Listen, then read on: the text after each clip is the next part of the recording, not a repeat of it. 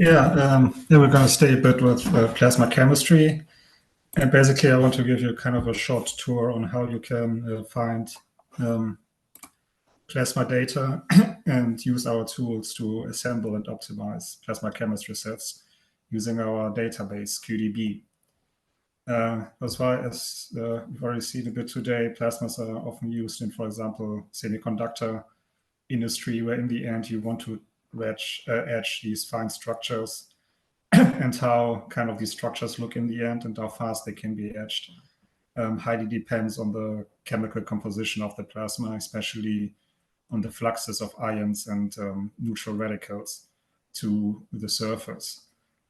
So what you want to do when you do simulations to get a better understanding of the processes and maybe use them to optimize your processes with regards to your process conditions or reactor geometry, you want to get accurate densities and fluxes of the radicals and ions in the plasma. So if you want to do this, the first thing you need is just a physical plasma model, which describes the particle transport and the electromagnetic fields. And there are different approaches to this when it comes to the dimensionality from 0-dimensional models to 3D, and different approaches how to calculate or how to treat actually the plasma from particle-based simulations like PIC or DSMC to fluid or combinations of both. And there do exist quite a few simulation packages for that which can deal with this, which all have their own strengths and weaknesses. So you usually choose the one which best gives you a balance of speed and accuracy. And however, as good as your physical model is and as suitable it is for your specific problem, it doesn't help you a lot unless you also have a good chemical model. Which in the end describes the chemical reactions in a plasma and usually consists of a set of species, so neutrals, excited states, ions, electrons, and reactions, which you can kind of split into electron impact collisions and heavy particle collisions. Usually these all species and reactions, they all then impact, in the end, the fluxes you are interested in.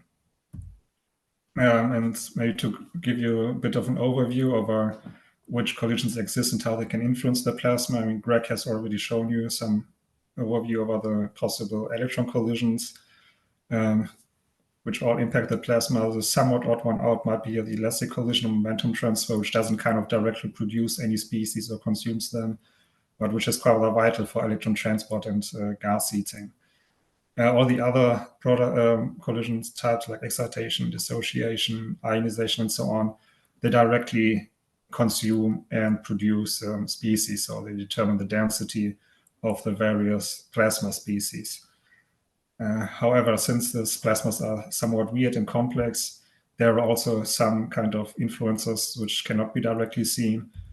For example, when you look at excitation, and here in a simple argon model, we varied here the cross-section for the excitation and here for the ionization, and what is plotted here is the electron density.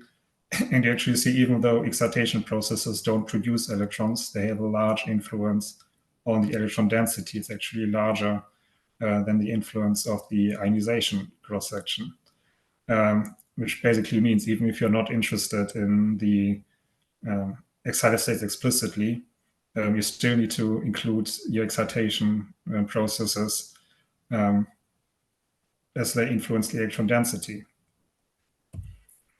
You see something similar for the electron temperature, which isn't influenced by the excitation cross-section basically at all, which highly depends on the ionization cross-section, which means that basically even if maybe some specific ionization channel doesn't look too important from the point of view which ionization, which species is consumed and which is produced, it might still be important for the electron temperature.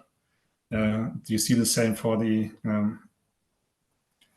dissociative or electron attachment, which produces negative ions? Again, you see here some examples in CF4 and O2 with and without negative ions. And you see here that the presence of negative ions has a large influence on the electron temperature, especially in CF4, and when other rate coefficients, for example, for dissociation, are particularly sensitive. In this electron temperature range, this might lead to large difference in, for example, the dissociation degree, and therefore then the density and fluxes of your radicals. So in the end, you see there are a lot of kind of processes in a plasma which lead to somewhat indirect consequences.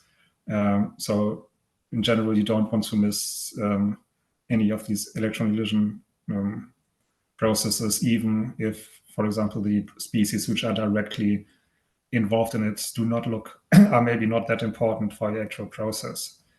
And I'd also like to go over some heavy particle collisions and why they are important and what they can change. As we've seen, negative ions highly influence, for example, the electron temperature. They are produced by dissociative attachment of molecules, but they also need to be lost somewhere. And due to the negative charge and the high mass, they usually don't diffuse to the walls due to the potential drop between the plasma bulk and the surfaces. So basically, usually the only loss channel for negative ions is the ion-ion recombination. So if you have negative ions, it's really vital to include these ion-ion recombinations. Otherwise, your negative ions will just keep piling up and will probably crash the point at some point. And if not, your results will be more or less useless because the amount of negative ions will be highly overestimated. Another point would, for example, be asymmetric charge exchange, which means that some ion collides with some neutral and the charge jumps over, or it can also be connected with dissociation, and somewhere there's a plus missing here. And what they do, first of all, they heat neutrals, because ions are usually hotter than the neutrals, especially like in the sheath region close to the surfaces. So there's some heat transfer from ions to the neutrals. And these asymmetric charge exchange, they also change kind of the relative densities of your ions. Again, you see an O2 plasma with and without charge exchange, and you see with them, you get more O2 plus and less O plus. And this can might then be important, for example, if the type of ions which arrive at the surface is important for your surface processes. And even if not, it still kind of changes the mean ion mass, which then over some processes can then, for example, again, influence the electron temperature. So these are also quite important reactions. Another point might, for example, be electron attachment, which means a neutral, maybe an excited state, collides with a negative ion and strips the excess electron off. And again, this can heavily influence your density of negative ions, and by that then again the electron temperature and so on and so forth. One quite prominent example is, for example, O2, where one of the O2 metastable states is known for being very effective at stripping off the excess negative charge from O minus. And you see whether we include these states or not, again, makes a rather large difference in the negative ion density and the electron temperature and so forth. So in the end, what you want is kind of a set chemistry, so a set of species and reactions which sufficiently describe all important processes, so you get a good result for your fundamental plasma parameters, electron density, electron temperature, and also, for example, then of the specific ion densities and the neutral radicals, which might be important for your surface processes. So I can go about on creating such a chemistry set. I somewhat like to differentiate here between two approaches. One I'd like to call in the all-in approach, which means you simply find all your reactions in species for, let's say, a given gas mixture, let's say argon O2. You find simply look for everything you find on argon and O2, put it all in one set, and then you're basically done, which has the advantage that it's fast. Disadvantages that since you have so many reactions in species at once, you lose some control, and might be, if kind of your simulation results look off, it might be hard to identify maybe reactions which have maybe bad data or missing reactions and so on. So this is usually well suited for established sets where you have sufficient data available. And the other one I like to call the step-by-step process, where you basically just start with one feed gas. Let's say, for example, you want to investigate a new fluorocarbon. So you start just with this fluorocarbon, get, for example, the cross sections, via QEC calculations, add these reactions, see which species are newly created, look for data for these, maybe run at this point maybe some test simulations to show which new species actually have significant densities, get data for these, and add then these new species step by step. Of course, this is a slower process, but it gives you more control, and it is a bit easier to identify missing reactions. So this is kind of the approach I'd like to use when we have new gases or when there are some gaps in the data. Yeah. So in the end, where do you get this data? Of course, you can kind of look for specific publications, and for some well-known gases or gas mixtures which have been studied extensively, you might find complete sets in data in published papers. But often enough, kind of the data you need for a specific chemistry set is kind of scattered over several publications. So finding all these different publications and putting data together from these might be quite cumbersome. So what we have here is QuantemolDB, which is kind of a collection of chemistry data from different publications. So you find the reactions for about 30,000 data for about 30,000 plasma-related reactions. We also have pre-assembled chemistry sets and some species data and surface coefficients, and maybe I'll give a quick tour on the website. Can I change to it? I think I'll have to open a new window because I need to leave. Sorry.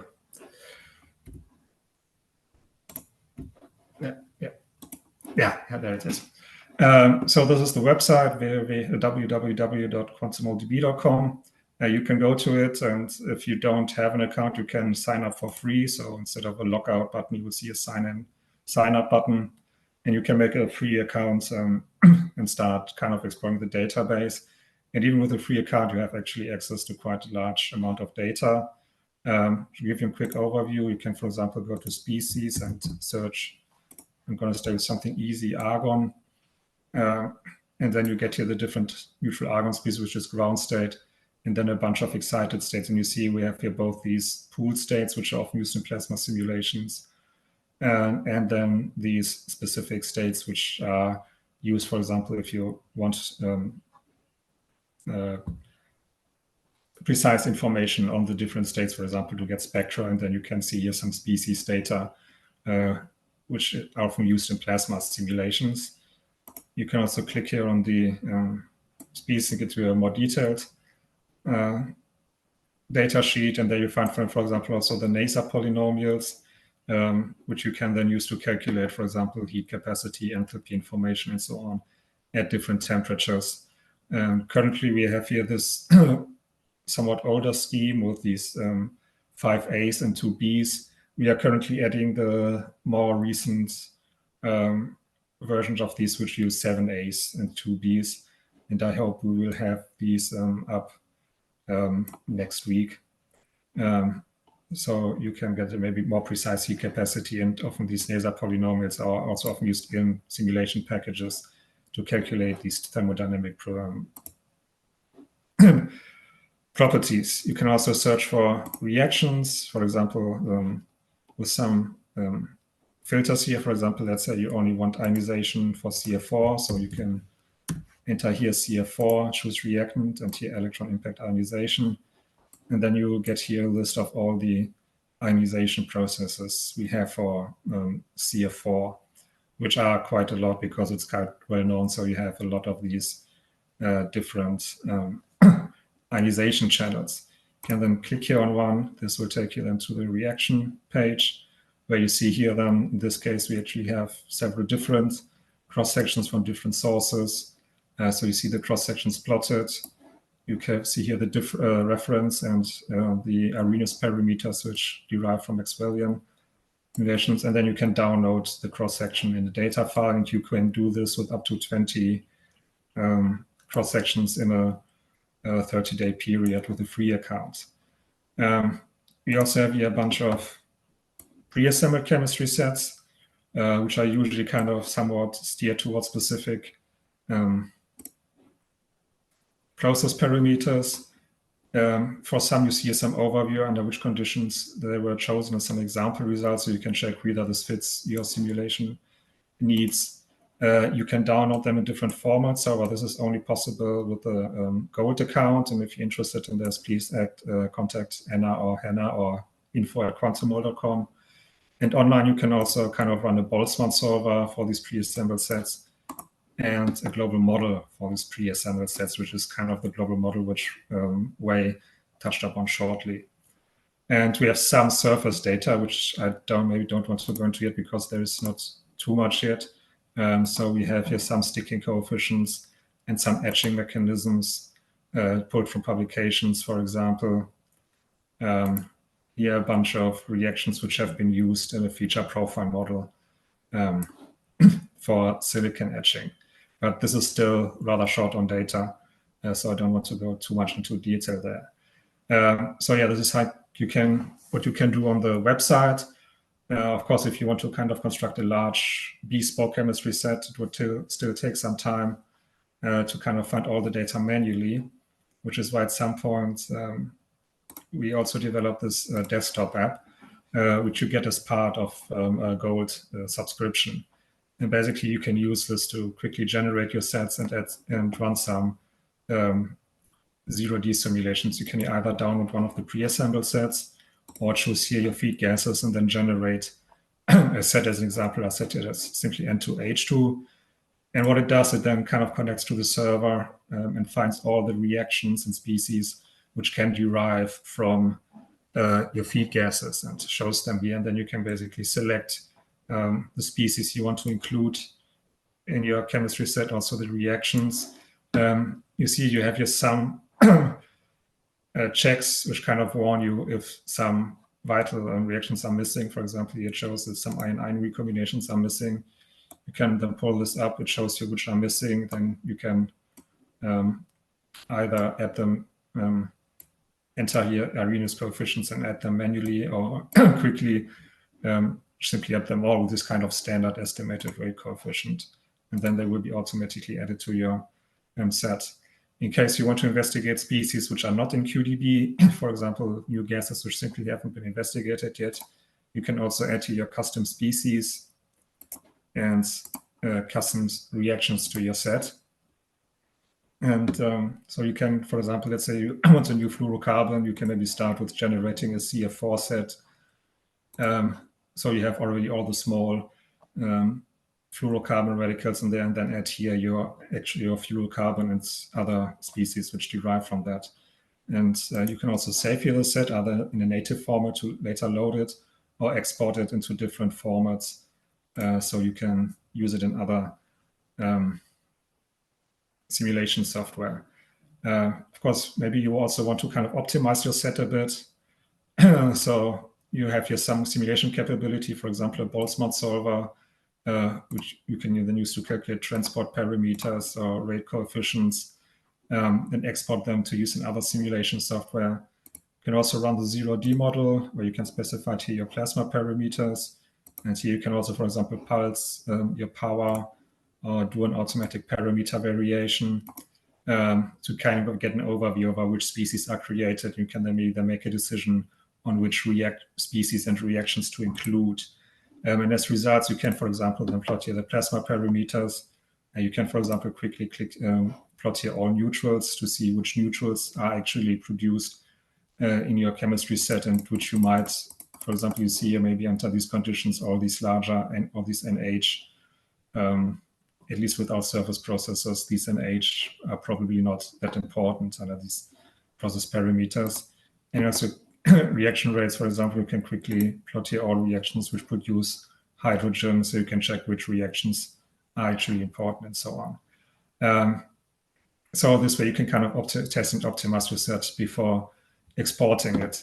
Of course, doing this manually might still be a bit cumbersome, so we have here also this analysis tool, which kind of gives you some options to automate kind of this selection of species. And let me go back to my presentation for this, because running these takes a bit longer. For example, we have here the set reduction, where you kind of define species whose reaction you want to keep constant. For example, in this case, electron temperature and density and the NH radicals. And then it kind of runs a couple of test simulations automatically and checks which reactions you can remove safely without introducing a large error, in which species you need to keep in order to keep the error compared to the full set small. And kind of depending on the set size, this can be just a few minutes, maybe a few hours when you have really large sets. You can do this also for parameter variation, where you can get this overlook table, where green, you see this color code, green means it can be safely removed for this condition, red means it's large. And you see, for example, if there's something like this where it's green for all but one and the error is still just like 10%, you can still say, okay, this can still be safely removed. So this way you can also do this reduction for a couple of plasma parameters pretty fast. Another type of uncertainty are usually the surface coefficients, for example, sticking coefficients and return coefficients. So what we also added is that you can automatically vary them and then see here, for example, how kind of the coefficients which describe how H produces NH at surfaces influences the NH density. So you can kind of cover different scenarios quite quickly. And if you have some target densities, for example, from experimental results, you can also enter these target results, and then it will here automatically find those sticking coefficients, for example, which best reproduce these experimental results. These are not just some arbitrary target results, but again, you can also do this for a parameter variation, and then we will find the surface coefficient, which minimizes the error between the calculated and the target density. So this way you can kind of more or less automatically calibrate your surface coefficients. And one thing which has been added new to the last update, which is now finished. And basically this is what Katrina might talk a bit about, is estimating rate coefficients by machine learning. We already have this on the website. Need to go back to the website again. I'll show you later. But we have this also now in the app. So basically what you can do is you can enter here your reactants, 2 reactants and up to 3 products. You can get then the necessary species data, like enter the piece information from QDB or enter them yourself, maybe change them. And then you can estimate the rate coefficient, which again connects to the server. And then you can get here an estimated rate coefficient for this reaction. So this is a way to quickly get estimates for unknown rate coefficients. And we're currently looking into other venues to do data estimation and add these to the website and the QDB app. And lastly, what Eric has talked about, this LIDB, there we will also add an API to this LIDB, since QDB mostly has gas phase reactions, so actually particle collisions. So the desktop app, when you generate a set, it usually doesn't include radiative transitions. So we will also add an API from the QDB app to the LIDB, so you can also add the radiative lifetimes quickly in the QDB app. And yeah, just to show you, you find here under reactions rate coefficient estimator, you find some information about the backgrounds, and then you can enter here reaction, click submit, and this will then give you an estimated rate coefficient for this reaction. And with this, I'd like to thank you for your attention.